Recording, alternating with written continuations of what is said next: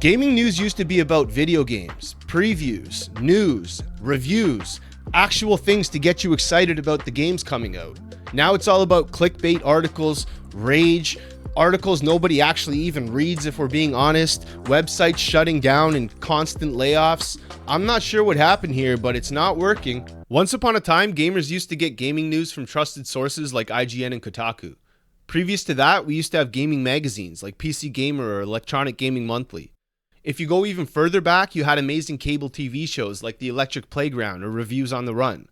No matter where you consumed your gaming info and news, you could trust the information was accurate and that everything being told to you was about showcasing the game and its features or highlighting some part of the development process or team involved. Nowadays, that's far from the case. Articles and videos highlighting a whole mess of politics, outrage bait, and click-chasing garbage, pandering to various crowds and making things personal, has completely disconnected these outlets from people they are meant to serve. Legacy media and the majority of these large publications used to be about passionate coverage and reviews about games and gaming. Now corporate agendas come first, and we're all seeing the result of this disconnect with the audience with the amount of closures and layoffs currently happening. There was a golden age of gaming journalism that feels like has long since passed, but this doesn't mean we don't get good coverage anymore. The power has just shifted and people are turning to places like Twitter and YouTube for their gaming info now. Small and even often one-man teams, passionate about games, providing real coverage. Channels doing actual journalism and investigative work and covering things like the gameplay and the studios, rather than whatever rage-bait article they can spin up at the time. This isn't to say there isn't some journalists in the mainstream publications still providing great work. People like Gene Park of the Washington Post and Jason Schreier of Bloomberg are consistently putting out some really good work that heavily focuses on the games and the studios and the industry surrounding them without leaning into the purposeful outrage bait. Okay, now this might be a little bit controversial to say, but I actually think there was a golden age of gaming journalism, and that's when not just anybody could stick their 2 cents into the convo.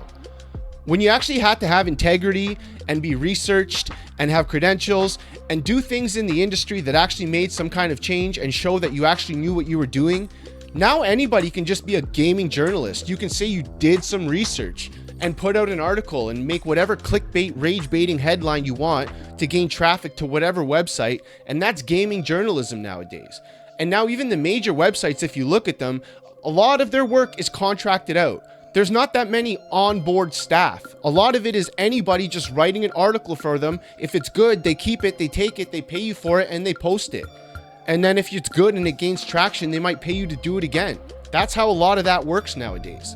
So honestly, when that's the system we're in and everything's just fed off of what's going to get the most clicks, what's going to gain traffic, and it doesn't even matter if it's positive or negative, how is that going to create a good space for gaming journalism? Tell me who you know that's a gaming journalist, like by name, because I can name a couple maybe. Off the top of my head, Victor Lucas, Jeff Grubb, Gene Park, I don't know, who else? Jason Schreier. There's a few who actually do proper actual journalism, and not just nonsensical clickbait headlines, but I only know their names because they're consistently putting out good work, not because of anything else, So whether you agree with me or not, or you like these people or the kind of work they do, you can't deny that they do actual work. They do actual gaming journalism. They speak to developers. They speak to studios. They do their own research. They do deep dives. They look into things. They gather from different sources and put things together and do actual work. Gaming journalists now, they just fucking spin up whatever clickbait headline they can think of that they think's going to gain their website traction, and that's it. Nobody even reads these articles anymore. If we're being honest, like I said before, people look at the headline and then they're like, oh, and they share that on Twitter or they share that on whatever social media. How many people actually even click and pass the headline and open up and read the article and then see who wrote the article and all the rest of it? Nobody. Video game scoopers and people who deliver you like your daily video game news, that's who reads those, but nobody else, and that's far and few in between. And you wonder why this is happening? Do you remember gaming magazines? I still remember being a little deviant and going into the store to steal the demo disc out of the PlayStation magazine, eventually saving up enough and buying the magazine itself and reading it for a month straight. looking at screenshots and walkthroughs and articles about games I wished I could afford to play, or which game I should be saving up to buy or begging my parents for next. In that same day, I would sit down and throw on Channel 7 and watch The Electric Playground with Victor Lucas and Tommy Tellerico, where they would talk about reviews in the newest games and video game hardware. Later on, Reviews on the Run would come on and you'd get actual, unbiased, honest, scored out of 10 reviews. These reviews were to the point and honest and didn't pander to any company or crowd. Just genuine gamers giving their real, honest opinions on the game. The gaming news and discussion side of the internet hadn't exploded in popularity yet, but once it did, it took off running. From basic forums where gamers would argue and discuss secrets and tips, to websites and publications that started off as smaller individual niche sites, growing and evolving into monsters like IGN and PC Gamer and the publications we see today. These sites used to be trusted by most and provided good information about the industry. I'd argue there was a time, believe it or not, where IGN was the best place to go to get any info gaming related. As the internet and these sites evolved, so did their opinions and size. As with most legacy media and gaming websites, the articles became more and more political and more personal and less about the actual game itself. Negative news was highlighted, rage bait and clicks, while anything positive was written up as an afterthought. Worse even, when these sites aren't trying to pander for clicks, they're putting out middle-of-the-road, fence-sitting reviews and nonsense as to not offend the company or developer they may want to work with in the future. This kind of attitude towards gaming journalism is what started the decline and got us to where we are today. I still use places like IGN daily, as they still have a lot of great people working for them, and a company does not represent every individual working for them, but the shift in focus and content quality is more than noticeable. YouTube and Twitter, that's where everybody goes for their gaming news now. Nobody's going into their search bar and typing in www.kotaku.com. Let me see what's new. Fucking nobody. There's no one doing that. Nobody wants to read these bullshit articles anyways. Back in the day, we used to actually go out and search for these websites. My homepage had like 20 different sites on it because all these websites were actually fun to visit and had actual stuff worth interacting with and things worth actually reading. Now, that's not the case. So nobody goes to these websites. Nobody visits that. People see their gaming news on Twitter or on X on their social media.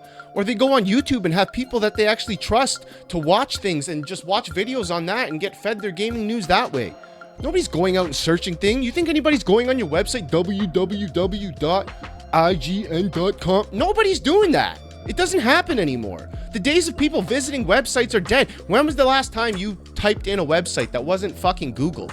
Seriously, when? It doesn't happen. That's why.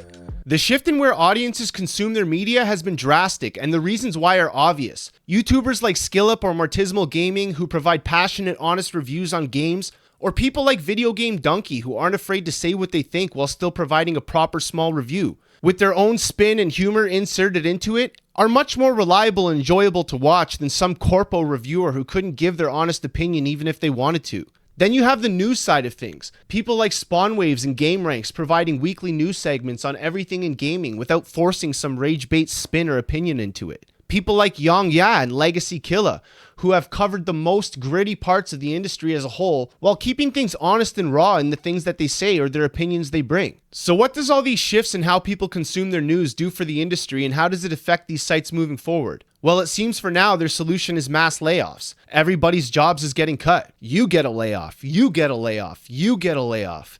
Is this really a solution or just a band-aid to a bigger problem? Major outlets like Game Informer and Giant Bomb, through financial wizardry, have managed to secure their financial freedom and independence. But, you know, that's far and few in between. That's a big W for gaming journalism in my books, but that's not the case for most of these places. If you look at most of these outlets, especially places like Kotaku and Polygon, they have consistent layoffs. There's people always getting fired, always getting laid off. A lot of their work is contracted now. You know, it's just nonsense. And honestly, a lot of them deserve their fate. You look at things like Kotaku saying, I think we should be able to skip the bosses for our reviews and for inclusion purposes. I'm thinking maybe this whole website needs to crash and burn and you all need new jobs because you're in the wrong industry. That's not the people I want to be getting my game information from. Can we skip the bosses? The bosses is what we play the games for. What are you talking about? Skip the bosses. I don't know. So when I hear things like that, you know, don't you kind of feel like these websites deserve their fate? I'd rather go to fucking YouTube and listen to someone there tell me the truth than go on Kotaku and, you know, whatever rage bait headline they got going that week just for clicks because they think it'll get shared around. All publicity is good publicity, I guess. Yeah, well, you thought that, and now look what's happening. Honestly, if you don't spend a large portion of your day consuming video game news like I do, then a lot of this won't even matter to you and you won't even notice. The thing is, people get their video game news from these places and they don't even realize it. Because when you watch places like Spawnwave or you watch any of these other really good YouTubers that I'm not knocking whatsoever, I watch on a daily basis, to get gaming news, you have to realize that a large portion of where they get their information from is the major legacy media outlets. It's the major websites, it's the major publications. And they're not at fault for that. That's where everybody gets their information from. So the only problem with all of this going away is, are we going to be less informed overall? If we lose a lot of these outlets, even though a lot of the information and a lot of the stuff they put out now is BS, are we just going to have less gaming news coming at us in general? Or are we just going to have more real news and more proper stuff and more things that are actually about the video game when you have places like Giant Bomb and Game Informer and websites and things like YouTube and, like I said, places like Spawnwave who give us awesome daily videos on our video game news? If you have places like that who have like some form of integrity and are honest and you can at least trust to a certain extent and enjoy their content regularly and consume your gaming news that way, then A, I guess we don't need these big websites anymore, and B, I guess the people who do get the gaming news will just have to collect it from wherever these people were originally getting it too, you know? I don't know, it feels like a little bit of a slippery slope, and because video games is a lot more than just playing games nowadays, it's the whole talks behind it, it's the whole online communities, it's everything, right? It's a lot more than just a game now. So, you know, I don't know. I don't know how this will actually change things, but I feel like it could be a little bit of a domino effect. I feel like we got to kind of just wait things out and see how things go moving forward. But, you know, I don't know. I just wanted to talk about it because I have been visiting these websites since I was a kid, literally, and I've watched the rise and the literal fall of a lot of these places. And I've seen a lot of places that I used to have sitting on my bookmarks home tab disappear and not be there anymore. And, you know, it's sad to see, but I guess maybe it's for the right reasons because we seem to be taking a step in the right direction. It seems like the independent stuff will be at least more well-informed and honest. So that's a good thing, I guess, moving forward. And yeah, we'll just have to see how things go. But I guess that's all I'm going to say about all this for now. I really enjoy talking about this. So if you guys enjoyed hearing me yap about it, maybe come join the Discord. We can talk about it some more there. I got all kinds of stuff going on. We like to yap and chat about the video game industry. So if you guys want to come hang out, come do that. Other than that, I just want to say thanks for being here. Thanks for making it to the end of my video. I appreciate you guys a lot. I love you guys a lot. Thank you for all the growth on the channel and everything else. And I'll be back next week. See you next time. I'm out. Ciao.